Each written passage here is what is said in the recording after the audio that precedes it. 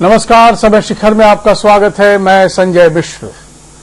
पटना में बाढ़ को लेकर परेशानियां थोड़ी कम जरूर हुई हैं। पानी घटने लगे हैं, धूप खिलने लगे हैं, लोग धीरे धीरे काम पर जाने लगे, यानी आम जिंदगी पटरी पर धीरे धीरे से ही उतरने लगी है। लेकिन खतरा अभी खत्म नहीं हुआ है। जल जमाव अभी भी है और इसके बाद बीमारियों का खतरा है। पटना में डॉक्टरों की छुट्टियां रद्द कर दी गई हैं। पटना में थोड़ी स्थिति भले ही संभली हो, लेकिन बिहार में बाढ़ के हालात अभी भी खत्म नहीं हुए हैं।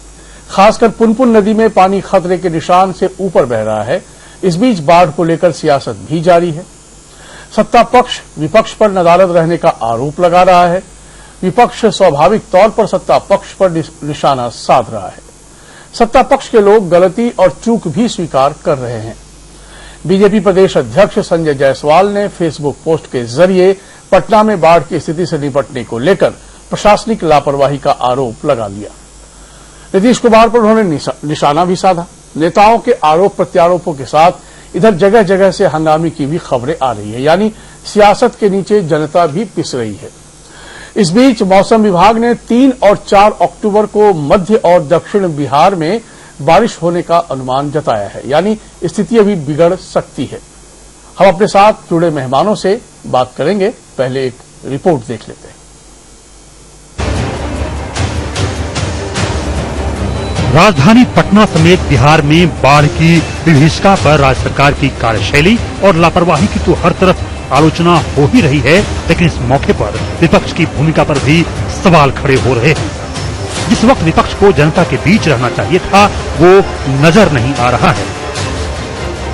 मुझे ये लगता है कि अब प्रशासन को जिस तरह से जलवायु संकट दुनिया भर में है और पटना इस अभूतपूर्व सिचुएशन के लिए इस बार जैसे तैयार नहीं था, अगली बार से हमें पूरी तरह से मुस्तैद होना होगा। एक बड़ा ही हास्यास्पद स्थिति है कि विपक्ष सिर्फ ट्वीट करके फेसबुक पर और मीडिया के माध्यम से बयानों के माध्यम से सरकार पर हमले करने में जुटा हुआ है। पटना में जब जल प्लावन से लोग जूझ रहे हैं तो वोट मांगने वाले कोई नेता सड़कों पर नजर नहीं आ रहे हैं। सत्ता दल को जनता के गुस्से का डर है, लेकिन विपक्ष भी दुबका हुआ है। सिर्फ सोशल मीडिया के जरिए विपक्ष सरकार पर वार कर रहा है, लेकिन विपक्ष के कोई नेता सड़कों पर नजर नहीं आ रहे। भाजपा के पास ही मोर और लेस नगर विकास विभाग रही है पिछले 10 वर्षों से, और उन्हीं की सरकार दिल्ली में भी है। पिछले 10 वर्षों में 6000 करोड़ रुपया केवल ड्रेनेज सिस्टम पर इन्होंने खर्च किया है। अब तो ये तय करना चाहिए इस सरकार को, और वास्तव में ट्रांसपेरेंसी और ईमानदारी है तो कि वो 6000 करोड़ रुपए में किसके पास ये पैसा गया। विपक्ष का कहना है कि विपदा की इस घड़ी में राजनीति और बयानबाजी के बजाय सबको मिलकर काम करना चाहिए। राजधानी की यह स्थिति हुई जहां की लगता है सारा सरकार और प्रशासन चरमरा के रह गया है। कांग्रेस पार्टी के कार्यकर्ता यह पैकेट लेके वहां तक उनको पहुंचाने का प्रयास करते हैं। अध्यक्ष जी स्वयं अपने कई जगह जाके इसका वितरण कर रहे हैं और करते भी लगातार कर रहे हैं। जनता बाढ़ से त्राही त्राही कर रही है। विपक्ष सत्ता पक्ष पर आरोप लगा रहा है। सत्ता में हिस्सेदार बीजेपी जेडीयू के सिर जिम्मेदारी मर रही है, तो जेडीयू के मंत्री मदद न करने के लिए केंद्र सरकार को दोषी ठहरा रहे हैं। आरोपों की गठरी एक दूसरे के सिर थोपकर सब बचने की कोशिश कर रहे हैं, लेकिन इस खेल में पिस रही है कोई, तो वो है जनता, जो सिर्फ भगवान भरोसे है। सहारा समय के लिए पटना से अंशु नथानी के साथ ब्यूरो रिपोर्ट। इस पूरी रिपोर्ट में एक ही बात गौर करने की है कि बीते 10 वर्षों में 6000 करोड़ रुपए नाले को सुव्यवस्थित रखने में खर्च किए गए। अब आप समझ सकते हैं कि जो तस्वीर आपके सामने है, जो वर्तमान न केवल रुलाने वाली है, बल्कि वो तस्वीर ये बताती है कि 6000 करोड़ कौन से नाले में चला गया। बहरहाल पटना में बाढ़ और जल जमाव से थोड़ी राहत है, लेकिन कई इलाकों में अब भी जल जमाव की समस्या बनी हुई है। मंगलवार देर शाम मुख्यमंत्री नीतीश कुमार प्रभावित इलाकों में घूम घूमकर हालात का उन्होंने जायजा लिया। बहुत वर्षों के बाद इस बार वर्षा हुई है अनेक जगहों पर, और उसके चलते कई जगह पर पानी गया, कई गांव में कुछ अनेक जगहों पर हुआ। और जहां तक पटना का सवाल है, जिसको देखने के लिए उन जगहों पर पानी जमा है जो शुरू में ही पटना शहर का जो विस्तार हुआ तो बना, और वो लो लाइन एरिया है। आज जैसे राजेंद्र नगर है, आज से 10 साल पहले भी एक बार बहुत पानी, मैडम आज तक और बड़ी कम होगी। सुन तो लीजिए, पूरी बात सुन लीजिएगा, जो मर्जी करे उसको चलाइए। पूरा इंतजाम हो रहा है और जो भी है इसके ड्रेनेज के लिए भी कई उपाय हो रहे हैं। पंपिंग के लिए बाहर से मंगाया गया है और बड़े पैमाने पर इसका डिस्चार्ज होगा। इसलिए मैं सबको कहूँगा, ये प्रकृति के कारण ऐसी स्थिति आई, जलवायु परिवर्तन के कारण पर्यावरण की जो स्थिति हो रही है, कभी कहीं बिल्कुल सूखा और कहीं बहुत ज्यादा वर्षा।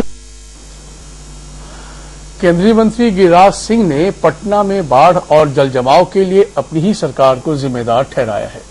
गिरिराज सिंह ने कहा कि पटना के हालातों के लिए प्राकृतिक आपदा नहीं, गौर कीजिएगा, उन्होंने कहा कि प्राकृतिक आपदा नहीं बल्कि हमारी सरकार जिम्मेदार है, जबकि नीतीश कुमार प्रकृति को सिर्फ रिस्पॉन्सिबल ठहरा रहे हैं। पटना में भी बीजेपी की एक तरह से राजनीतिक दृष्टि से एनडीए के रूप में और बीजेपी के रूप में एमएलए और एमपी हैं। पटना की जनता ने हम पर भरोसा किया और जो बाढ़ आया वो बाढ़ के लिए जनता नहीं, हम जिम्मेदार हैं और निश्चित रूप से हम जनता से क्षमा याचना करेंगे। गलतियां हमसे हुई है, प्रकृति के नाम पर हम इसे छोड़ नहीं सकते। दो विरोधाभास सामने है।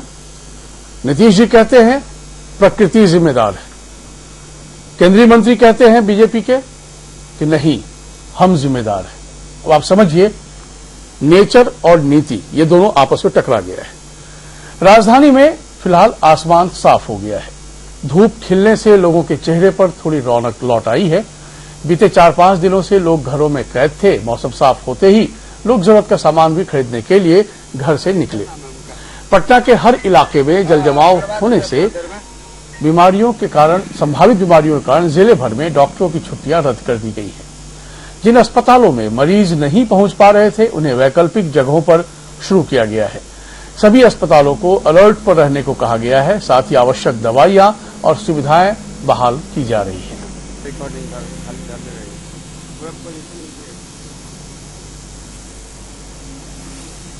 पिछले 4 से 5 दिनों से बारिश के दंश ने पूरे पटना को मानो दलदल में ढकेल दिया था। हम लगातार इस ग्राउंड जीरो से ये पड़ताल कर रहे थे कि कैसे इससे निजात मिलेगी। और देखिए, लगातार जेसीबी और तमाम चीजें, अब देख रहे हैं जेसीबी जा रहा है ये, और तमाम जो लोग हैं लगे हैं। इंस्पेक्टर हैं नगर निगम के, कामदेव जी इनका नाम है, और हम सराहना करते हैं ऐसे लोगों की जो नगर निगम के लिए एक मिसाल है। आप लगातार, हमने लोगों से बात की, अब लोगों ने आपके बारे में बताया कि आप लगातार काम कर रहे थे। जिस तरह से एजी कॉलोनी, राजीव नगर और ये महेश नगर, तमाम जो इलाका डूबा था, ये जो रोड कटा है, यानी कि ये जो नया रोड बन रहा था, ये आर ब्लॉक दीघा रोड, इससे कितनी राहत मिली है और इसमें आपको कितना मशक्कत करना पड़ा? बहुत मशक्कत करना पड़ा। ये मानसून के पूर्व में हमें सूचना दिए थे कि ये यहाँ पे प्रोजेक्ट मानसून खत्म होने के बाद ही काम शुरू किया जाएगा, बाकी सारा आगे पीछे सब जगह काम कर लिया जाए। बारिश रुकने से लोगों ने थोड़ी राहत की सांस ली है। प्रशासन की तरफ से किए जा रहे कार्यों पर लोगों ने संतोष जताया है। हमारे संवाददाता ने ऐसे ही लोगों से बात की। लेकिन नाला कटने से बहुत फायदा हुआ है, और कहे के मतलब कि जो रोड पर का पानी है बहुत मैंने घींचा। राहत मिली है आप लोगों को? जी, राहत मिला है आप लोगों को? हाँ, कुछ राहत मिला है। नगर निगम ने ये यहाँ पे अच्छा काम किया है? हाँ, राजीव नगर में अच्छा काम हुआ है, तन मनी राहत हुआ है। बहुत परेशान थे, एकदम तबाही मच गया था। हाँ, ये रोड कटने के बाद? हाँ, ना रोड कटने के बाद तो कुछ राहत मिला, बहुत राहत मिला। पानी नीचे आया है लेवल? हाँ, नीचे आया। बहुत राहत मिला है हम लोग को। रोड बहुत डिस्टर्ब किए हुए था नाला को। ये भाई साहब जो हैं ये नगर निगम के कर्मचारी एक है, उनके बारे में भी बातें आ रही कि वो लगातार 24 घंटे बहुत ज्यादा मेहनत की ने, 3 दिन से लगातार ही मेहनत करके। कांग्रेस के बिहार प्रदेश अध्यक्ष मदन मोहन झा ने बिहार सरकार पर निशाना साधा है। उनका कहना है कि कांग्रेस अपने स्तर पर बाढ़ राहत का कार्य कर रही है, वो राजनीति पर कम ध्यान दे रही है। राजधानी पटना समेत पूरे बिहार में इस वक्त बाढ़ का असर है। सरकार और प्रशासन बड़े बड़े दावे कर रहा है लोगों तक मदद पहुंचाने की। विपदा की इस घड़ी में विपक्ष की भी एक होती है, तो विपक्ष क्या भूमिका निभा रहा है, इस पर हम बात करेंगे। कांग्रेस के प्रदेश अध्यक्ष मदन मोहन झा जी हमारे साथ हैं, उनसे हम जानते हैं कि वो किस तरह से इन कार्यों में लगे। एक बड़ी विपदा इस समय प्रदेश के लिए आई है, क्या लग रहा है कि सरकार बिल्कुल तैयार नहीं थी इस तरह की स्थिति के लिए? अगर सरकार इस स्थिति के लिए तैयार रहती तो माननीय उप मुख्यमंत्री जी 3 दिन तक एक आम नागरिक की तरह बाट जोहते रहे जो कोई नाव आवे हमको निकाल दे। तो हम तो समझते हैं जो निश्चित रूप से सरकार तैयार नहीं थी, और यह बहुत बड़ी विडंबना है जो 2 दिन 3 दिन के बरसात में राजधानी की यह स्थिति हुई, जहां की लगता है सारा सरकार और प्रशासन चरमरा के रह गया है। हम समझते हैं ये बहुत दुखद बात है। ऐसे मौके पर समाज के हर तबके की भूमिका होती है, विपक्ष की भी एक बड़ी भूमिका होती है कि राज्य सरकार को बताए कहां उसकी गलतियां और जनता के बीच पहुंचे। हमने विपक्ष के बहुत नेताओं को सड़कों पर नहीं देखा उतरते हुए, चाहे आरजेडी की बात की जाए, कांग्रेस या अन्य दलों की। क्या वजह है और किस तरह से अब आप लोग सहायता की सोच रहे हैं? सभी लोग रिलीफ काम में लगे हुए हैं। आप और यहाँ भी आप देखिए सदाकत आश्रम में निरंतर खाना बन रहा है। यहाँ 10 ठो दानापुर के लेखा नगर में जल जमाव से पीड़ित लोगों ने खूब हंगामा किया। सैकड़ों की संख्या में लोगों ने खगौल दानापुर रोड को जाम कर बवाल कर दिया। दरअसल लगातार हुई बारिश के कारण सड़कों पर पानी भरा हुआ है, इस कारण लोगों को काफी परेशानी हो रही है। स्थानीय लोगों में काफी गुस्सा है। मामले की जानकारी मिलते ही पुलिस घटनास्थल पर जरूर पहुंची और आक्रोशित लोगों को समझा बुझाकर शांत कराया। जो कभी जल जमाव पर जन आंदोलन करते थे, जन आंदोलन करते करते प्रदेश के डिप्टी सीएम बन गए, आज वही व्यक्ति गंदी बरसाती नाले में तब्दील हो चुके राजधानी में ऐसे जल कैदी बने कि जान बचाने के लिए एनडीआरएफ की मदद लेनी पड़ी। जी हां, हम बात कर रहे हैं डिप्टी सीएम सुशील मोदी की। 3 दिन तक अपने ही घर में जल कैदी बने रहे। पटना की जनता त्राहिमाम कर रही है, लेकिन 2.5 साल छोड़ दें तो 1.5 दशक से बिहार की सत्ता पर काबिज रहे बीजेपी जेडीयू सरकार ने राजधानी में जल निकासी के लिए कोई काम नहीं किया। नतीजा सबके सामने है। सरकार की फजीहत तो हो रही है, जनता भी दुखी और नाराज है। हम बहुत सारी खबरों से आपको रूबरू कराएंगे, फिलहाल चर्चा में शामिल होते हैं। इस वक्त हमारे साथ पटना और केंद्रीय स्टूडियो में कई मेहमान मौजूद हैं। पटना स्टूडियो में विजय यादव, आप हम के प्रवक्ता हैं, आपका बहुत स्वागत है। मुकेश कुमार, आप राजनीतिक विश्लेषक हैं, आपका बहुत स्वागत है। डॉक्टर संजय कुमार, आप राजनीतिक विश्लेषक हैं, आपका बहुत स्वागत है। रामपुरी जी, आप सीपीआई एमएल की नेत्री हैं, आपका बहुत स्वागत है। और हमारे साथ केंद्रीय स्टूडियो में आनंद झा जी, आप बीजेपी के आधिकारिक प्रवक्ता हैं, आपका बहुत स्वागत है। तो 6,000 करोड़ ठीक ठाक रकम होती है आनंद जी, मेरे ख्याल से, है ना? जी।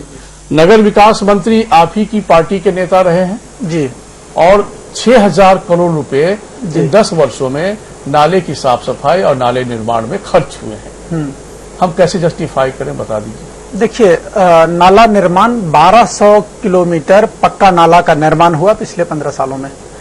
1200 किलोमीटर बहुत बड़ी संख्या में होता है, और 350 किलोमीटर कच्चे नाले का निर्माण हुआ, और अभी 800 किलोमीटर का पाइपलाइन में है जिसका कि निर्माण होना है। लेकिन वहां घर जो बने हुए हैं या रास्ते हैं उसको मतलब वो व्यवधान आ रहा है, वो समय आने पर में वो भी निर्माण हो जाएगा।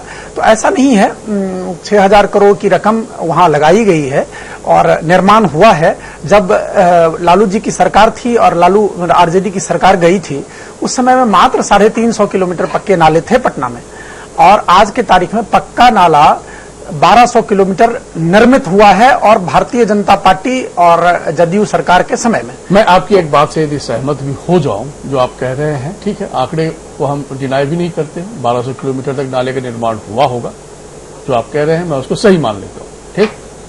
तो सवाल दूसरा है, हम यदि नाले का निर्माण कर दें, उसको ढक दें और उसकी साफ सफाई ना हो तो फिर क्या होगा? नहीं, साफ सफाई ना होना और मतलब अचानक बड़ी भारी बारिश होना, आप खुद भी देखे हैं 3 दिन के अंतराल में जितना सामान्य रूप से साल भर में बारिश होती है उसकी 80%। फिर मैं कह रहा हूं, ये सारी बातों से मैं सहमत हूं जी। मैं बहुत आम आदमी का बुनियादी सवाल मैं आपसे करना चाह रहा हूं जी। आपकी सारी बातें सही है, रिपोर्ट है कि सारे नाले चोक्ड थे। देखिए, जब वो चोक थे भाई, जब निर्माण, क्योंकि निर्माण करने में एक लाभ होता है जी, ठेकेदार को पैसा मिल जाता है, महकमे के अंदर अपने अपने बंटवारे होते रहते हैं, जो सबको मालूम है। और जब उसके रखरखाव की बात आती है तो हम यूं ही सो जाते। फिर भी 6 करोड़ रुपया तो इसी साल पटना में खर्चा हुआ है नाले की सफाई के लिए साहब, हम उसको कैसे माने जब नाला चौक है तो पैसा गया कहां? अब मैं मतलब आपको एक चीज बताऊं कि 1200 किलोमीटर जो नाला पक्का है जो हमारे द्वारा निर्मित है, उसकी भी साफ सफाई के लिए 6 करोड़ की रकम लगाई गई होगी और लगा होगा, लेकिन पर्याप्त व्यवस्था की कमी जरूर रही है जिसके कारण इस तरह की स्थिति पैदा हुई। दूसरा सबसे जो बड़ी समस्या हुई, आपने भी अभी बताया, आपके सारे बड़े नेता मानते हैं कि जिम्मेदार हम हैं, निश्चित रूप से हम क्षमा मांगते हैं, निश्चित रूप से अपनी ही सरकार को कटघरे में खड़ा कर रहे हैं। सरकार को आप कह रहे हैं कि इतने सारे काम हुए हैं, हम किसको सही मानें? मैं सरकार की एक भी जनता, अगर पूरे राज्य की या पूरे राष्ट्र में, यदि आप राष्ट्र का नेतृत्व कर रहे हैं तो किसी भी जनता को अगर कहीं पर में कोई संकट है, कोई कठिनाई है और जो औपचारिक मतलब चीजें हैं, जो बुनियादी चीजें हैं, उसमें उसको लेके अगर समस्या है तो जिम्मेदारी सरकार की बनती है और हम उस जिम्मेदारी को ऑन करते हैं कि हाँ हमारी जिम्मेदारी थी, प्रबंधन हमारा होना चाहिए था और हम उसमें 100% फेल नहीं, 100% नहीं कर पाए। अच्छा, 100% को लेकर अफसोस है सिर्फ? निश्चित रूप से तस्वीर को देखने के बाद कहेंगे कि हम ये थोड़ा ही सा रह गया था, है ना? नहीं कहेंगे आप? नहीं, थोड़ा सा ही नहीं रह गया था। अभी जो संकट आया वो मतलब बारिश के कारण और प्रबंधन के कारण, चलिए सर, दोनों चीजें थी। अब वाटर लेवल गंगा का और आपने ही बताया पुनपुन का जो रिकॉर्ड लेवल है उससे अभी थोड़ा ही कम है, तो आखिर पानी सप्लाई भी होना कठिन हो जाता है ऐसी स्थिति में। बहरहाल विजय यादव जी, सरकार के बयान और सत्ता पक्ष के अपने तर्क आपके सामने हैं। बीते 10 वर्षों में 6000 करोड़ रुपए खर्च हुए हैं बिहार में नाले के निर्माण कार्य में, और फिर अलग अलग जगहों पर नाले की साफ सफाई को लेकर उसके लिए अलग बजट होता है, उसमें भी करोड़ों करोड़ खर्चे हुए हैं और तस्वीर आपके सामने है। 100% ठीक नहीं हो पाया, इसको लेकर अफसोस है, यानी बहुत काम हुआ है।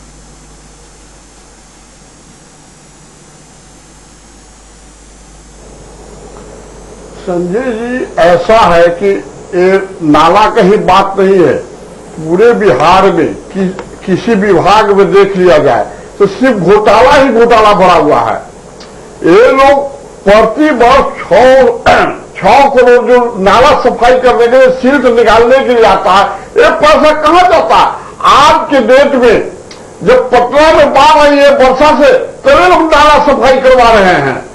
तो मैं इनसे पूछना चाहता हूं कि प्रति वर्ष वार्ड में ऐसे भी 2 करोड़ एक वार्ड काउंसिलर को दिया जाता है, वो पैसा कहां जाता है? इसका मतलब कि सरकार एक रुपये भी कहती है कि हमने पहले ही लोगों को अवगत करवा दिया था कि पटना में भारी बारिश होने वाला है। अरे भैया, तो आपने अवगत करके इसके लिए क्या व्यवस्था किया था? आपके पास कोई पंप नहीं है, 39 को संप है, उसमें 5 ही वो आपका काम कर रहे हैं। आप बाहर से मंगवा रहे हैं, पंप मंगवा रहे हैं, बाहर से जनरेटर मंगवा रहे हैं, आप पीने के लिए पानी नहीं दे रहे हैं, हर चीज की व्यवस्था आपके पास गांव नहीं है। इसमें एनडीआरएफ बनाया है तो थोड़ा सा लोग घूमने का भी काम किया। मैं एक चीज और संजय जी बतलाना चाहता हूं, जहां जी को पता नहीं है कि यही सुशील मोदी जी है जो उप मुख्यमंत्री बिहार का है, कि लालू जी के समय में 90 में 1 लोटा पानी कहीं जल जमा होता था, ये लोग धरना अनशन पर बैठते थे। आज कहा गए सुशील मोदी जी, क्यों नहीं धरना अनशन पर बैठ रहे हैं? क्यों नहीं नाला के बारे में मुख्यमंत्री से कह रहे हैं?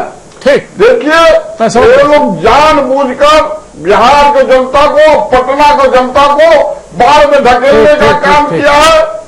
और फिर रुक करूंगा सर आपके जनता पास। माफ नहीं करेगा। विजय जी फिर रुक करूंगा, ठीक कर रहे हैं।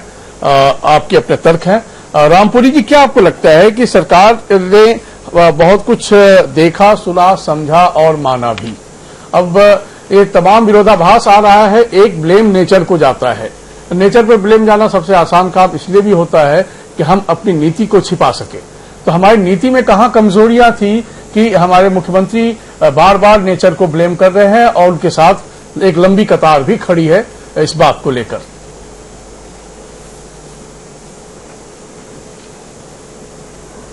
देखिए, ये मुख्यमंत्री जी प्राकृतिक आपदा बता करके ये अपनी जिम्मेवारी से बच नहीं सकते हैं।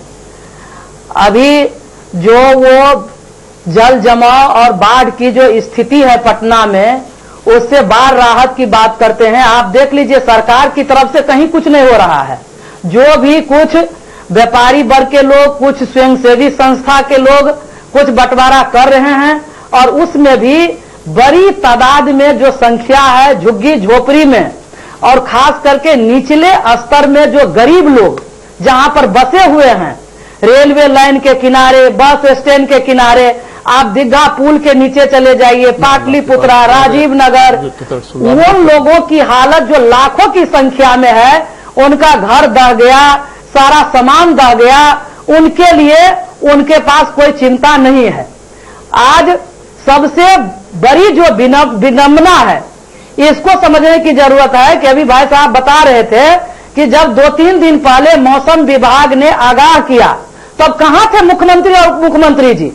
आज वो हवाई सर्वेक्षण कर रहे हैं, हाफ पैंट पहन करके बाहर में घूम रहे हैं। इससे क्या संदेश आप जनता को देना चाहते हैं?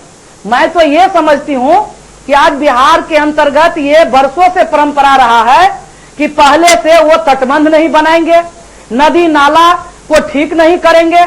यहाँ जो 38 या 39 पंप हाउस है, मात्र 3 चालू है। क्या कर रहे थे? ठीक, मैं समझ गया। मैं फिर आऊंगा रामपुरी जी आपके पास। तमाम का तमाम घोटाला विश्लेषकों के मन को भी टटोल लेगी, वो क्या कहते हैं। अब लोग बाढ़ के नाम पर जो पैसे आएंगे उसका बंदर बांट करने में आपको रोक रहा हूं। अब मैं आपको रोक रहा हूं। तो सिर्फ यही समझती हूं कि जो ये सरकार ऊपर में बड़े मोदी हैं, बिहार में छोटे मोदी के साथ नीतीश कुमार हैं, इनको मैं आपको स्पष्ट करूंगा रामपुरी जी। चुनाव आने वाला है, डॉक्टर संजय कुमार, मैं समझ गया, आपको रोक रहा हूं। जनता उसे माफ नहीं करेगी। ठीक, मैं समझ गया। रंगमंच नहीं है ये, यहाँ हम समय की पाबंदी होती है, इसलिए अपनी बारी को थोड़ा सा समय रहते ही समाप्त करें। डॉक्टर संजय कुमार जी, आप हमारी आवाज सुन पा रहे हैं। तो सवाल दूसरा है। सवाल ये है कि बाढ़ आई, राहत भी बांटी जा रही है और सियासत भी जारी है। भुक्तभोगी इस बार कम से कम संयोगवश कहें कि सरकार के मंत्री भी रहे जनता के साथ साथ। उसमें उप मुख्यमंत्री तो कैद ही हो गए साहब। हमारे पास वो माकूल इंतजाम नहीं थे शहर में, पटना में, जहां कि हम रेस्क्यू कर पाते उन्हें। 3 दिन के बाद बमुश्किल उनको वहां से रेस्क्यू किया गया। अब ऐसे में सवाल दूसरा है, जो फैक्ट फाइंडिंग्स है, ये भी एक सही बात है कि एनडीए गवर्नमेंट में बीते 10 वर्षों में आप यदि देखें तो नगर विकास विभाग की जिम्मेदारी बीजेपी के नेता को मिलती रही है, बीजेपी के मंत्री रहे हैं और आज भी हैं। ऐसे में जब इतने सारे खर्च होते हैं तो उसका हिसाब संयुक्त रूप से देना होगा, सिर्फ किसी एक को ब्लेम हम नहीं कर सकते हैं। तस्वीर आपके सामने है, विश्लेषण क्या कहता है।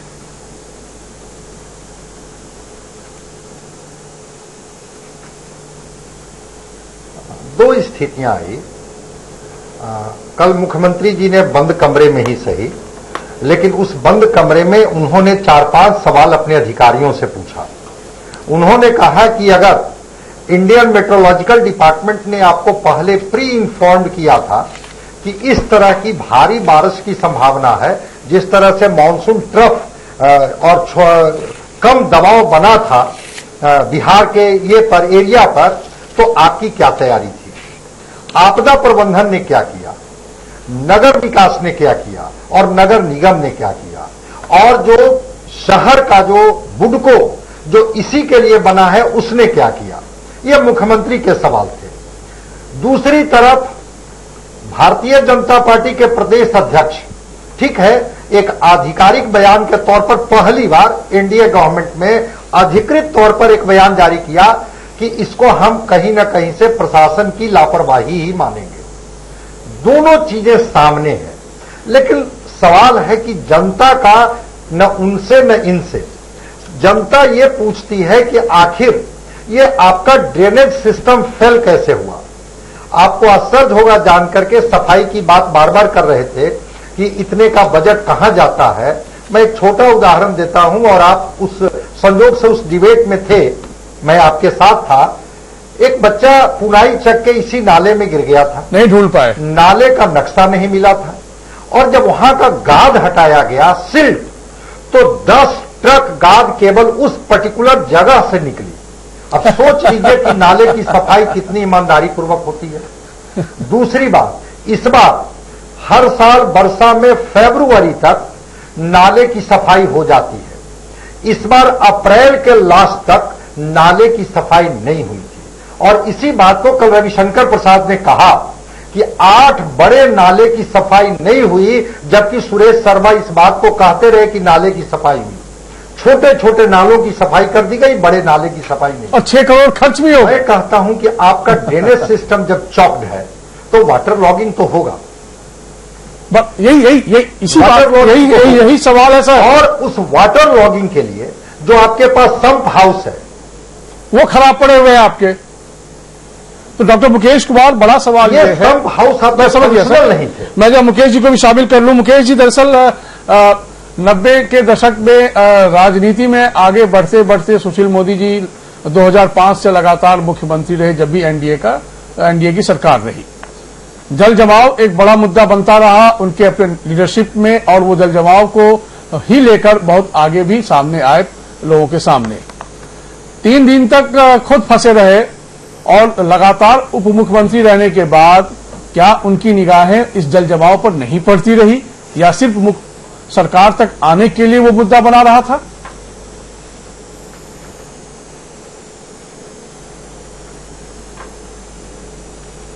बिल्कुल संजय जी, सबसे महत्वपूर्ण तो आज का दिन जो है वो गांधी जयंती है, और ये देश जो आजाद हुआ वो गांधी जी के कार्यों से हुआ, उनकी मेहनत से हुआ और उनके विचारधारा से हुआ। आज उस विचारधारा को आप पुनर्मूल्यांकन करने की जरूरत है, क्योंकि जिस ढंग से जो भी राजनेता हों, चाहे वो सत्ता में बैठे हों, सत्ता के बाहर बैठे हों, और जिस ढंग की आबादी हमारी है, जो गरीबों की आबादी बिहार में बसती है, जो ग्रामीण अंचल में भी है, चूंकि हम पटना शहर की बात कर रहे हैं, लेकिन शहर से बाहर जाइए, अलग अलग जिलों में जाइए, राज्य के अलग हिस्सों में जाइए, तो जिस ढंग की भयावहता अभी है और आने वाली है, जिसका जिक्र नहीं हो रहा है, जिससे कि भयावहता को झेलना है। उदाहरण के रूप में अगर आप पटना में पैसा निकालना है आपको, तो एटीएम काम नहीं कर रहे हैं। तो अगर आम आदमी को पैसा चाहिए, बैंक बंद है, तो अजीब स्थिति है संजय जी, और त्योहार का समय है, अराजकता की स्थिति है। और उसमें यह महत्वपूर्ण हो जाता है कि गांधी की विचारधारा जो मूल्यांकन करने की जरूरत है कि हम जनता के प्रति कितने सचेष्ट हैं, जनता के दुखों को। तो गांधी का मानना था कि जो पंक्ति में आखिरी व्यक्ति खड़ा है वो उसकी राजनेता की सबसे अहम भूमिका है, उसके सुधारना, उसका जीवन सुधारना, बाकी चीजें। आज बड़ी बड़ी बातें कर रहे हैं, चाहे मुख्यमंत्री कर रहे हो, मंत्री कर रहे हो, एक दूसरे पर दोषारोपण कर रहे हो कि प्रकृति है और बाकी चीजें हैं। अगर अपनी गलती है उसको स्वीकार करेंगे तो उनकी महत्ता जनता के बीच में उठेगी। दूसरी बात है कि जो तैयारियां नहीं हुई हैं, हमने देखा, संजीव राय जी ने एक बड़ा अच्छा उदाहरण प्रस्तुत किया। एक नगर निगम का पदाधिकारी कामदेव जी जो हैं, उन्होंने 3 दिन मेहनत करके एक पूरे इलाके में वर्षा से जल जमाव से निजात दिलाई। तो एक ऐसा उदाहरण अभी सामने में आया है। लेकिन पूरे राज्य में जो करप्ट प्रैक्टिसेस जिसको कहते हैं, जिसकी बात सभी लोग कर रहे हैं, 6,000 करोड़ रुपए आखिर कहां चले गए? यह वही राज्य संजय जी जहां हजारों लीटर जो शराब होती है वो चूहे पी जाते हैं। यही राज्य हो गया है जहां पर बड़े बड़े तटबंध, चूंकि बड़े तटबंध टूट रहे हैं, अभी आप देखेंगे, जिसकी आप अभी चर्चा नहीं हो रही है, पूरे राज्य में अगर आप देखेंगे तो 50 तटबंध टूटे हैं लगभग 1 सप्ताह में। और इनकी पूरी व्याख्या ये होती है कि चूहों ने इनको खा लिया, उन्होंने बिल बना लिया, तो उसको नहीं देखा गया। तो इससे जो क्षति हो रही है, जो आधारभूत संरचना की क्षति हो रही है, उससे आने वाला जो परिणाम होगा वो बड़ा भयावह होगा। तो कहीं ना कहीं हमको ये देखना होगा संजय जी कि ये जो करप्ट प्रैक्टिसेस है, जिसमें कि एक नेक्सस जिसकी बात हम बार बार कर रहे हैं, जिसमें कि ठेकेदार हैं, इंजीनियर हैं और राजनेता भी हैं, इसको चिन्हित करें मुख्यमंत्री। उनकी बड़ी की बड़ी अच्छी सोच है, बड़े विचारक है वो समाज में सुधार की बात की उन्होंने, बड़े कठोर निर्णय लिए, शराबबंदी जैसे कठोर निर्णय उन्होंने लिए। लेकिन आज जिस ढंग से उनकी छवि धूमिल हो रही है, उनकी कार्यप्रणाली दूषित दिखाई दे रही है, तो उनको अपना मूल्यांकन करने की जरूरत है, गांधी के विचारों को मूल्यांकन करने की जरूरत है और कठोर निर्णय लेना होगा। जो भी उनका पदाधिकारी की पाबंदी है, दोषी है, क्योंकि पैसे की लूटपाट हुई है। मैं समझ गया, आपको रोक जाइए। कुछ एक खबरों पर पहले गौर कर लेते, उसके बाद फिर चर्चा को आगे बढ़ाएंगे। केंद्रीय गृह राज्य मंत्री और उजियारपुर से सांसद नित्यानंद राय ने कहा है कि बिहार में बाढ़ और बारिश से हुई तबाही को लेकर बिहार और केंद्र सरकार पूरी तरह से मुस्तैद है। बाढ़ पीड़ितों के भोजन और मवेशियों के चारे की व्यवस्था की गई है। हालांकि पटना के लोगों की त्रासदी पर मंत्री खामोश रहे। नित्यानंद राय अपने क्षेत्र उजियारपुर के बाढ़ प्रभावित 4 प्रखंड मोहिउद्दीन नगर, पटोरी, मोहनपुर, विद्यापति नगर के बाढ़ पीड़ितों की समस्याएं सुनी। इस दौरान जिला प्रशासन के राहत कार्य में गड़बड़ी की शिकायत मिलने पर मंत्री थोड़े असहज भी हो गए और वापस पटना लौट गए। हम लोग यही समस्या बताए, आश्वासन दिए हैं। क्या मवेशी का दिक्कत है, आदमी का रहने का दिक्कत है, क्या कहता है जो बारिश में लोग भीग रहा है, घर गिर गया जिसका कच्चा घर था उसका। जिला प्रशासन कह रहा है कि पूरा व्यवस्था किया, कुछ व्यवस्था नहीं है, प्रशासनिक कोई व्यवस्था नहीं है। बात तो हम लोग रखे यही कि हम लोगों का पूरा क्षेत्र जो बाढ़ से ग्रसित है, सभी आदमी आपदा से शिकार हो गए हैं, सभी आदमी का घर जो है पानी में पूरा तरह से डूब चुका है। हम लोग यही मंत्री जी के साथ रखे कि इसको बाढ़ घोषित कर दिया जाए पूरे पंचायत को, और जो भी बगल के पंचायत है वो भी पानी से पूरा भरे हुए हैं। और मंत्री जी भी बेचारे असमंजस में हैं, लेकिन उनके ऊपर हमारा पूरा विश्वास है। पूरे उजियारपुर में जहां जहां भी बाढ़ से और बारिश से प्रभावित इलाके हैं, वहां जान माल की रक्षा के लिए एनडीआरएफ, एसडीआरएफ लगी है। राज्य सरकार, केंद्र सरकार दोनों मिलकर ज्यादा से ज्यादा सहायता लोगों को पहुंचाया जाए, इसकी व्यवस्था की जा रही है और बड़ी तत्परता से इस काम में लोग जुटे। बिहार की राजधानी पटना में एक तरह से जल प्लावन है और 4 अक्टूबर को पटना के सरकारी और गैर सरकारी स्कूलों को बंद करने के आदेश दिए गए हैं। हमारे संवाददाता संजीव राय के माध्यम से कुछ और इलाकों की तस्वीरें हम आपको दिखाते हैं। इसमें कंकड़बाग, राजेंद्र नगर की तस्वीरें शामिल हैं। हम ग्राउंड जीरो से बारिश तो बंद हो गई, लेकिन सरकार के इंतजामात की भी हम जरा सोच ले कि क्या कुछ इंतजाम है। देखिए अभी भी यहाँ जो है वो पानी का लेवल हमारे नीचे तक और आगे गए तो और भी पानी मिलेगा और हम खुद बात संभल के चल रहे हैं। और ये इलाका है राजेंद्र नगर कंकड़बाग का इलाका, जहाँ की स्थिति हम देख रहे हैं। अब और आगे जैसे जैसे हम बढ़ रहे वैसे वैसे हमारे पानी का जो लेवल है वो बढ़ रहा है और तमाम आपको इलाके दिखा रहे हैं। तो ये देखिए जो पब्लिक आ रही है, ये ऊपर आप देख रहे हैं ये इमारत और तमाम जो लोग हैं कहीं न कहीं इंतजार कर रहे हैं कि पानी कमेगा। हालांकि 24 घंटे से ज्यादा बीत गए, लेकिन रेस्क्यू तो हो रहा है, पानी नहीं कम रहा है, पानी नहीं कम रहा है। सरकार का रेस्क्यू कर रही है। बहुत धीरे धीरे पानी कम रहा है। पानी की स्पीड कमने का बहुत महामारी फैलने की संभावना है। हम लोग सरकार का खाना पीना, लाइट, बिजली कैसे हो रहा है? बिजली की तो भारी समस्या है, पानी तो सब डूबा हुआ है, पानी की भारी समस्याएं हैं। अच्छा, सरकार कह रही कि रेस्क्यू चला रहे हैं, पानी जल्द खत्म हो जाए। लगता है कि कितने दिन हो गए आप लोग को इस पानी में? 5 दिन हो गया बारिश का पानी निकलने में। पानी से मतलब सरकार फेल है, पॉल्यूशन फेल होता है तो कहते हैं 10,000 दो, सरकार का सिस्टम फेल है तो क्या कहा जाए। चलिए बिल्कुल, तो हम ये तस्वीर देखिए, एक बच्चा भी आ रहा है, वो किस तरह से आ रहा है। और देखिए ये अभूत बालक है, इसे अभी ज्ञान नहीं है, लेकिन ये भी थोड़ा मजा ले और तमाम जो स्थितियां है इस इलाके में, लगभग वही कि नगर निगम का देखिए ऑफिस है, लेकिन वो भी लाचार पड़ा है। बहुत सारी खबरें हैं, हम आपको अपने बुलेटिन में तमाम जगहों की तस्वीर आपको दिखा ही रहे हैं लगातार, आगे भी दिखाएंगे। फिलहाल चर्चा को फिर से आरंभ करते हैं। आनंद जी, दरअसल जून जुलाई में जब बाढ़ आई थी उस वक्त एक जानकारी के मुताबिक सुशील मोदी जी सिनेमा देख रहे थे और अब जब 3 दिन तक फंसे तो उनकी प्रतिक्रिया भी देखने लायक थी। जी, तो साहब, जब सवाल ये उठता है कि हमारे जब हुक्मरान निश्चिंत भाव से जीते हैं हमारी तकलीफों के बीच, तो जनता फिर किस नजरिए से किसको क्या देखे? नहीं, अब सिनेमा देख रहे थे उस समय में, उन्होंने खुद भी वक्तव्य दिया था, लेकिन वो एक विशेष सिनेमा था इसलिए वो ऐसा कर रहे थे।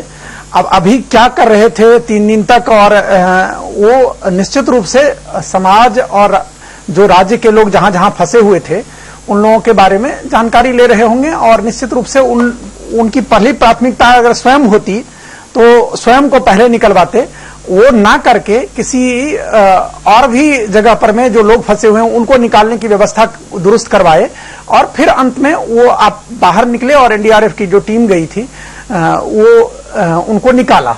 तो इसलिए ये कहना कि वो क्या कर रहे थे 3 दिन तक मेरे हिसाब से वो पूरे राज्य के लोगों की व्यवस्था को ही देख रहे थे वहां बैठ के।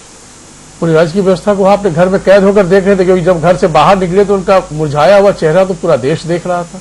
नहीं, घर से निकले मुरझाया हुआ चेहरा, जब जनता इतना त्रस्त हो, जनता परेशान थी, और जो भी लोग परेशान उनके संपर्क के भारतीय जनता पार्टी के कार्यकर्ता से लेके और सब जगह से वो संपर्क में थे, तो वैसी स्थिति में स्वाभाविक है कि उदासी तो रहेगी ही। विजय यादव जी, दरअसल सरकार अपने घर में कैद होकर आम जनता का ख्याल रख रही थी, ऐसा आनंद जी बता रहे हैं सुशील मोदी जी के बारे में। तो ये माना जाए कि सरकार कैद नहीं थी, सरकार जानबूझकर अपने घर में कैद थी, और उसके बाद वहीं से तमाम निर्देश जारी कर दिए जा रहे थे, जिससे कि आपने देखा कि पटना में कितने सुव्यवस्थित तरीके से आगे काम चलता रहा।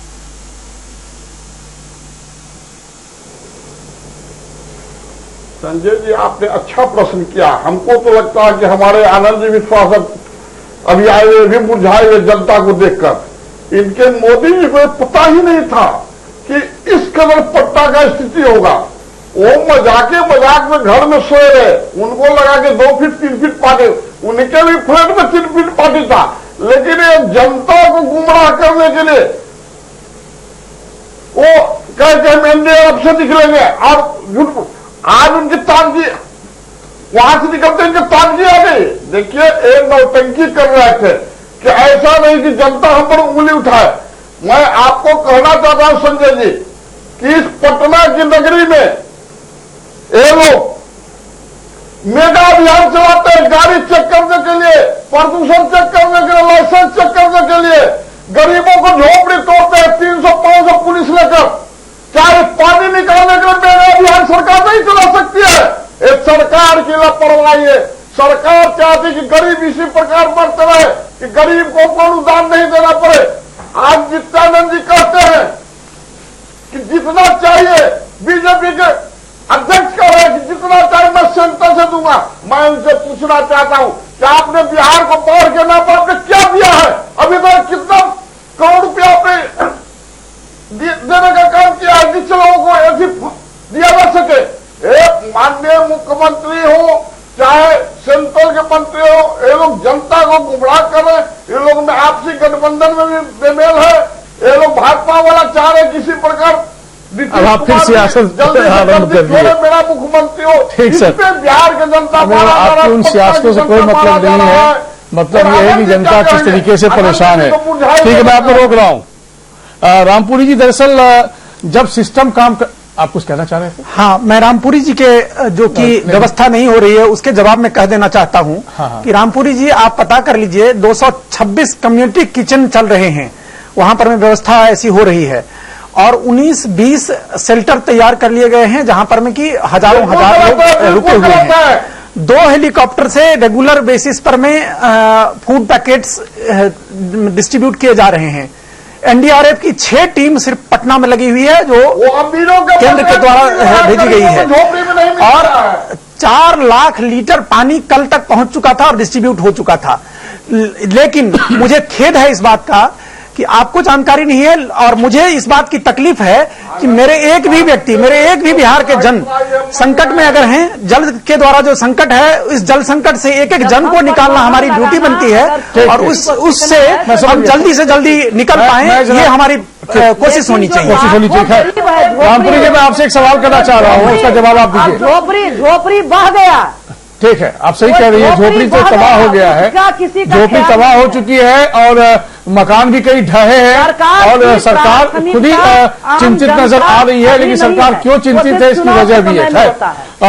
रामपुरी जी, ये बताइए कि जब सरकारें हमारी बनती हैं, जिन भी दलों की, और जनता उनके भरोसे ही सिस्टम को नमस्कार करती है, और जब सिस्टम रन कर रहा होता है तो लगता है कि सब कुछ ठीक चल रहा होता है, लेकिन जब सिस्टम फेल करे, एक आम आदमी यदि गुनाह करता है तो उसके लिए बहुत सारी सजा के प्रावधान हैं, लेकिन जब सिस्टम फेल होता हो तो ऐसे में सिस्टम सिर्फ अपनी बात कहकर पीठ थपथपा कर रह जाता है, थोड़ी बहुत चिंता जता देता है और फिर उसी ढर्रे पर सिस्टम चलता है। तो फिर अब आगे क्या हो, क्या लगता है आपको? असल है कि जो ये खुद चोर हैं और वही पुलिस है। जो एक कहावत है, खुद चोर हैं और खुद वो पुलिस हैं। तो इसीलिए ये सरकार, एक आप देख रहे हैं जो दिल्ली की सरकार और पटना की सरकार, दोनों में कोई खास अंतर नहीं है। ये दोनों की अपनी मनमानी है, उनकी सरकार है, जब चाहे जो करेंगे, जितनी गलती करनी होगी वो गलती करेंगे और खुद जो है ये प्राकृतिक आपदा और कुछ कह करके उसको टाल देंगे। लेकिन जनता महान है, ये आप समझ लीजिए कि जनता सही समय पर सही जवाब देगी। और निश्चित तौर पर मैं ये जरूर कहना चाहूंगी कि यह सरकार जानबूझ करके जो आज ये घटनाएं पटना के अंतर्गत जो 1975 की बात आ रही कि 1975 के बाद ये पहली बार हो रहा है, ये पहले से संकेत आप बताइए। इसी देश के अंतर्गत मुंबई है, मुंबई में एक बार नहीं बल्कि 1 दर्जन बार इस साल में बाढ़, मतलब ये बारिश की पानी जमा हुआ और तुरंत वहां पर निकल गया। देखिए, मुंबई की स्थिति और पटना की स्थिति में अंतर है। मुंबई के पास में समुद्र है और मुंबई की हाइट जो है वो तुरंत बारिश होने के बाद समुद्र में चला जाता है। पटना में गंगा का लेवल और पुनपुन का लेवल, दोनों का लेवल उठा हुआ था। आप सवाल करेंगे, आप जवाब दे दीजिएगा। रामपुरी जी, मैं आपको रोक रहा हूं, मैं समझ गया आपकी बात। देखिए आनंद जी, विजय जी आप भी रुक जाइए प्लीज। देखिए, बीच में टोका-टाकी करेंगे तो कोई मतलब नहीं है चर्चा का, क्योंकि हमें गंभीर चर्चा कर रहे हैं जिसको पूरा बिहार, झारखंड और देश देख सुन रहा है। आनंद जी, आप सही कह रहे हैं, मुंबई में समुद्र है, समुद्र में पानी चला जाता है, वहां ड्रेनेज ब्लॉक नहीं होते हैं, वहां ड्रेनेज चौक नहीं होते हैं, इसलिए जब बारिश का पानी आता है या बाढ़ आती है तो वो पानी धीरे धीरे आराम से चला जाता है, इसलिए 2-1 दिन के बाद स्थिति सामान्य हो जाती है। यहां पर यही तो एक सवाल है सर कि आपके दावे बड़े बड़े हैं और आपका नाला चौक है, इसमें कहीं कोई डिबेट का इशू नहीं है, फैक्ट है। नहीं, मैं एक चीज आपको बताऊं संजय जी, अभी दूसरे संजय जी भी सामने कह रहे थे बुडको के बारे में और सिल्टिंग के बारे में जी। तो मैं एक चीज बता देना चाहता हूं कि सिल्टिंग के लिए कोई प्लान नहीं होता है। सिल्टिंग क्लीन करने के लिए पहले व्यवस्था की जाती है और व्यवस्था उस समय में हुई, लेकिन तात्कालिक जो समस्या हुई, 2-3 दिन की जो लगातार बारिश हुई, उस समय में जो सिल्ट पैदा हुआ, वो सिल्ट कैसे, उस मौसम भी खराब था और उस समय में सिल्टिंग को कैसे रिमूव किया जाए। मैं आपको बता रहा हूं, देखिए संजय जी ने जो बातें कही थी ना, मैं आपको थोड़ा फ्लैशबैक पे ले जाता हूं। एक बच्चा नाले में गिर गया, उसकी मौत हो गई, पुलाईचक की घटना पटना के। और एक तो जब नक्शा ढूंढा गया तो नगर निगम के पास नक्शा नहीं था नाले का, पहला। दूसरा, फिर भी खोजबीन जारी रही। अब जब खोजबीन के दरमियान नाले में प्रवेश किया गया, उसकी साफ सफाई उस वक्त की गई, उस तात्कालिक उस इलाके की, तो उसमें से कई ट्रक गाद निकले, तब जबकि बारिश नहीं हो रही थी। आप समझिए, क्योंकि हमारे नाले की साफ सफाई नहीं हुई है। ये तब की स्थिति है जबकि एक बच्चा उसमें गिरकर मर गया और पूरे देश और दुनिया में वो खबर चलती रही, तो सरकार ने भी रेस्क्यू किया, लेकिन बच्चा नहीं मिला, आखिरकार वो डेड बॉडी नहीं मिली। तो हमारे नाले की स्थिति ये है सर, हम निश्चित रूप से इस तरह की जो चूक हुई है प्रबंधन में, उसको हम ऑन करते हैं और ऐसा नहीं होना चाहिए। हमारे एक भी जन को कहीं भी कठिनाई नहीं होनी चाहिए, ये व्यवस्था होनी चाहिए और इसके लिए लंबी प्लानिंग की आवश्यकता है। ठीक, अब मैं डॉक्टर संजय कुमार आपसे एक सवाल करना चाह रहा हूं, वो इसलिए क्योंकि अब बिहार के लिए सबसे मौजूद सवाल वो है। एक तो 3 और 4 तारीख को मध्य और दक्षिण बिहार के हिस्से में बारिश फिर होने के आसार है, ऐसा मौसम विभाग ने कहा है।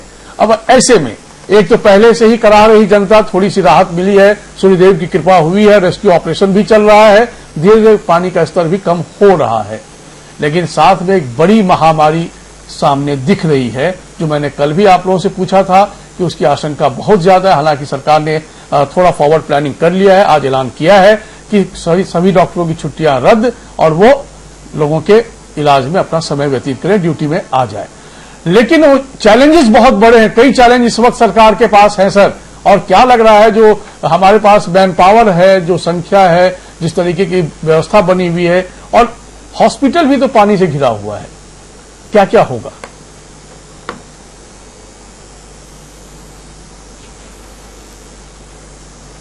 आपके सवाल को जवाब देने के पहले मैं एक चीज और अपडेट कर दूं जी कि छोड़ दीजिए वो पुनाईचक वाली घटना, परसों दिन जब नाले को देखा गया कि आखिर ड्रेन आउट कैसे होगा पानी को, तो कोई मैप नहीं था और वो जो कर्मचारी थे वो यहां वहां तोड़ रहे थे और वो तोड़ने की वजह से जो वाटर का पाइपलाइन था वो वाटर का पाइपलाइन कट जा रहा था।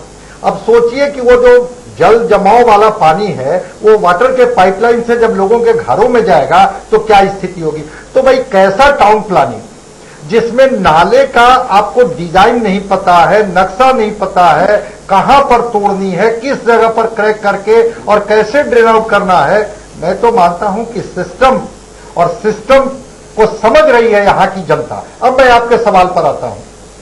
आपने कहा, बहुत अच्छी बात कही कि पानी के बाद जो समस्या उत्पन्न होगी, कल भी हम लोगों ने थोड़ी बात की थी, जो वाटर बॉर्न डिजीजेज हैं और जो वेक्टर बॉर्न डिजीजेज हैं, तो ये अब कितना ये क्लोरीन की गोली सप्लाई कर पाएंगे कि वैसे लोग जिनके पानी में ये जल जमाव वाला पानी मिल गया और वो पानी पीने के लिए वो बाध्य होंगे और उससे जो डायरिया डिसेंट्री जो होगी उनको, उससे सरकार कितना लड़ पाएगी, कितना बचा पाएगी, ये सरकार के सामने चैलेंज है। इस समय जितने भी, चाहे वो हाउस फ्लाई हो चाहे मॉस्किटो हो, उसकी वजह से जो डेंगू चिकुनगुनिया, क्योंकि वो ब्रीड करता है स्टैग्नेंट वाटर में, तो डेंगू चिकुनगुनिया और जितने भी फाइलेरिया और मलेरिया जैसी बीमारियों से कैसे सरकार कैटर करेगी, ये सरकार के सामने चैलेंज है। तीसरी बात, इस तरह के गंदे पानी से स्किन डिजीज होने की बड़े पैमाने पर संभावना होती है, खास करके फंगल डिजीज।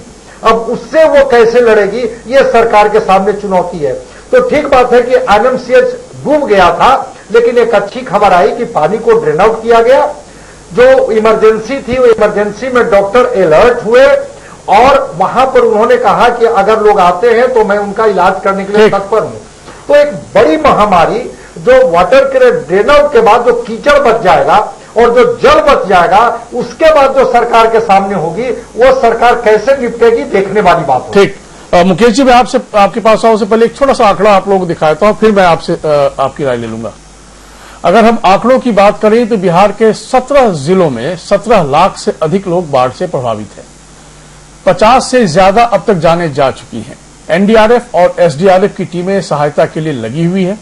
बाढ़ पीड़ितों के लिए 19 राहत शिविर, 226 सामुदायिक रसोई, 1130 नाव और 24 एनडीआरएफ और एसडीआरएफ की टीमें राहत कार्य में लगी हुई हैं।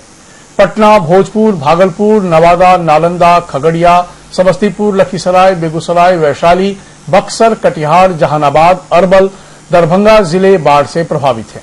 27 से 29 सितंबर तक 255 मिलीमीटर बारिश हुई थी। पटना शहर में 342 मिलीमीटर बारिश हुई। पटना में एनडीआरएफ की 6 टीमें राहत में लगी हुई हैं। पटना शहर में 60 मोटर बोट के जरिए राहत बचाव कार्य चल रहे हैं। अब तक 10,398 लोगों को रेस्क्यू किया गया है। 361 मरीजों और 31 गर्भवती महिलाओं को सुरक्षित निकालकर अस्पतालों में पहुंचाया गया। अब एक सवाल मुकेश जी सिर्फ इतना सा है कि सियासत तो अब तेज होगी, क्योंकि सरकार में जो दोनों गठबंधन है वो आपस में टकरा रहे हैं एक दूसरे के साथ, क्योंकि बीजेपी के बड़े नेता, बीजेपी के बड़े मंत्री, उनके अपने एक विचार हैं। हालांकि वो जब ये बात कहते हैं तो वो भूल जाते हैं कि उन्हीं की पार्टी के नेता नगर विकास मंत्री भी हैं, जिनके नेतृत्व में पूरे बिहार के टाउनशिप प्लानिंग की बात होती है। तो वो तो खैर छोड़िए, लेकिन किस ओर आप सियासत को जाता हुआ देख पा रहे हैं बाढ़ और राहत के जरिए?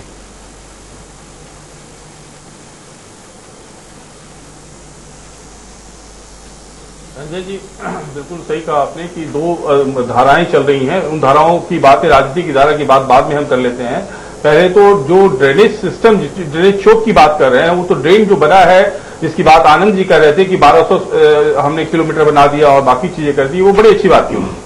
लेकिन जो ड्रेनेज हमारा सिस्टम है जिससे कि पानी जाता था, जैसे जल्ला का क्षेत्र था या गंगा का क्षेत्र था, वहां जो अपार्टमेंट बने हैं और उन अपार्टमेंट के बनने के बाद में पानी जो अवरोध हुआ है, तो ये अभी हम लोगों ने देखा, कोची का उदाहरण देखा हम लोगों ने कि कोची में झील के किनारे में कई बड़ी अट्टालिकाएं बन गई, बड़े अपार्टमेंट बन गए और सुप्रीम कोर्ट के आदेश से उसको गिराया जा रहा है। तो 12 सालों पहले ये चिन्हित किया जा चुका है कि कई अपार्टमेंट ऐसे बने हैं जो राजनीतिक प्रथा के लोगों के हैं और जिनके कारण में पूरे पटना की स्थिति है संजय जी। यहाँ 12 फीट के रोड पे लोगों ने 6 मंजिली इमारत बना ली है।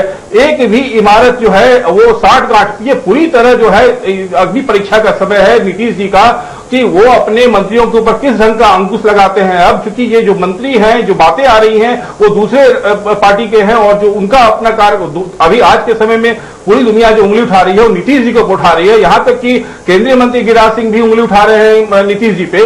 तो नीतीश जी को अग्नि परीक्षा देनी होगी कि उनको निर्णय लेना होगा कि ये जो अपार्टमेंट बने हैं जिन्होंने ड्रेनेज सिस्टम को चोक किया है, ड्रेनेज जो रूट था उसको चोक किया है, उसको तोड़ने के लिए क्या कार्रवाई करते हैं। गंगा के किनारे में कई अपार्टमेंट ऐसे बने जो सीवेज सिस्टम को ब्लॉक कर रखा है उन्होंने। तो ये एक महत्वपूर्ण विषय होगा। दूसरी बात है कि ये जो 6,000 करोड़ की राशि खर्च हुई है और पानी का निकास नहीं है, नक्शे नहीं है, उस पर उनको एक कार्रवाई करनी होगी और एक मजबूत निर्णय लेना होगा कि हमने जो किया है, दोषियों को हमने सजा दिया। तीसरी महत्वपूर्ण बात संजय जिसकी बात कर रहे हैं कि यहाँ राजनीतिक विचारधारा की लड़ाई स्पष्ट रूप से सामने में आज दिखाई पड़ रही है और दोनों जो इस गठबंधन के दोनों मित्र जो हैं एक दूसरे पर दोषारोपण कर रहे हैं। आज मनभेद दिखाई दे रहा है, कल मतभेद दिखाई देगा और परसों संधि विच्छेद दिखाई देगा। आनंद जी, फाइनली आपका एक कमेंट मैं इसलिए लेना चाहता हूं क्योंकि बातें बहुत दूर तक निकल के आ गई है और जिस तरीके से बीजेपी आपकी पार्टी के बड़े नेता दबी जुबान में पहले कहते थे, अब खुली जुबान में कहने लगे हैं कि हाँ बड़ी चूक हुई है, सरकार हम जिम्मेदार हैं, हमको मानना पड़ेगा कि हम प्रबंधन में बड़ी लापरवाही हुई है। तो ऐसे में सर सवाल किस किस के ऊपर है? आपकी पार्टी के नेता के ऊपर स्वयं में या आपके एनडीए सरकार पर? और जब ये सारे सवाल आप लोगों के पास है जहां 6,000 करोड़ खर्च होते हैं और मैप अवेलेबल नहीं होता है, तो फिर ऐसे में से सवाल तो बहुत बनते हैं और आगे बहुत मुश्किलें होंगी फिर। जी जी नहीं, मैं एक चीज कहूंगा कि दबी जुबान से नहीं, ये संवेदना दर्शाता है कि वो कितने आक्रोशित थे।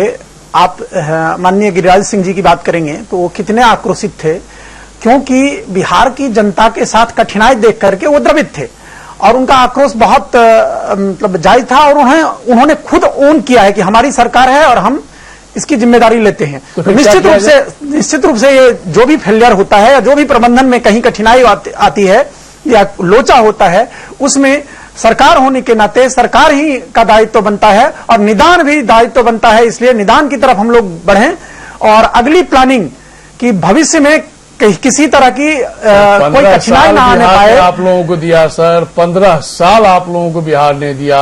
नहीं, लालू जी को पानी पी पी कर कोसते हैं उसमें कोई और दो राय नहीं सामने आ रही है तो आप कह रहे हैं कि निदान हम देंगे। सर 15 वर्षों में समस्या यदि विकराल धारण कर ली है तो फिर आगे हम किस निदान की बात सोचे सर? नहीं, मैं एक चीज और आग्रह करूंगा आपसे कि 15 साल में अगर अचानक जो एक सीमा है बारिश का उससे ज्यादा हुआ, उसके कारण जो भी त्रुटि हुई है, लेकिन आने वाले समय में हमारी प्लानिंग ऐसी होनी चाहिए कि इस तरह की समस्या आने न पाए।